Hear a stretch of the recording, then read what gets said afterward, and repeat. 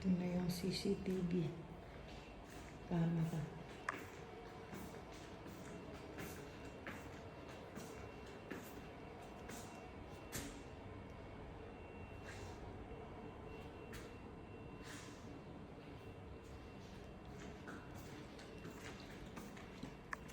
Yan, ito na yung street light.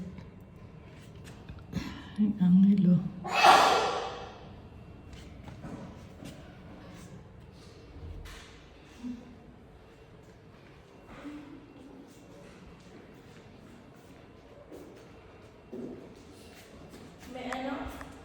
Sila na rin ang maglalagay ng mga design dito. Sila Manong o sila Pando? Parang hindi marunong sa interior sila. Oo nga, sila Pando na. Si Buboy na lang. Ay, si Nonoy. Bigyan ko siya Yung mga design. gagawin. Puro ihi dun sa ano? Kwarto ni Jeremy. Ihi ng... So? Hala, akala ko ba sinasarado nila? Asan si ano? Ano pang... Tawagin mo nga. Ano ba pangalan mo? Si Lea. Leia! Puro ihi pala raw ng aso yung kwarto rito sa third floor. Pakilinis. Doon umiihi. Oo, tapos isarado mo yung pinto. Lagyan yung alambre.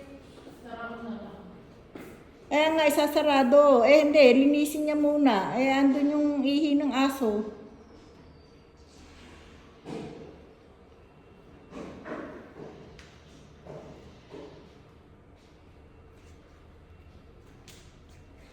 Pakilagyan niyo ng alambre yung mga ano ng pinto para maisarado. Para hindi pumapasok yung aso. May alambre doon sa labas. Lagyan mo ng alambre para maisukbit. Dito sa taas, oh.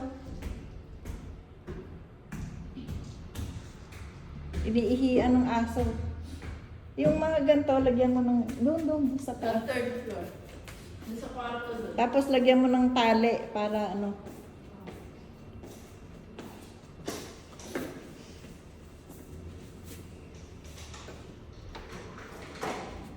May basahan ka doon? Kalimutan ko na naman yung basahan. Meron akong binili. Hindi, kahit na yung mga luma lang dito. Kasi para pang punas nila. Pwede rito yung bago. Sayang. Tapos yung mga retouch ng pintura, sinatay nyo na lang, no? Ha?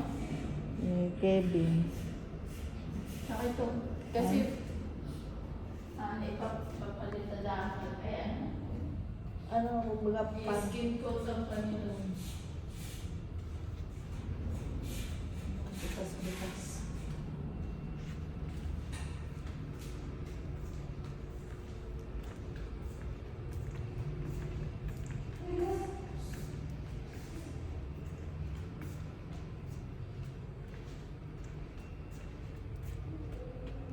Maliwanag na naman rito sa gabi no?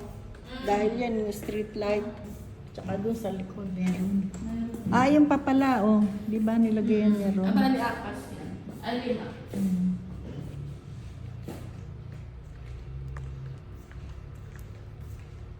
Kaya paligid na ng ilaw, maliwanag. Bakod na lang talaga kulang.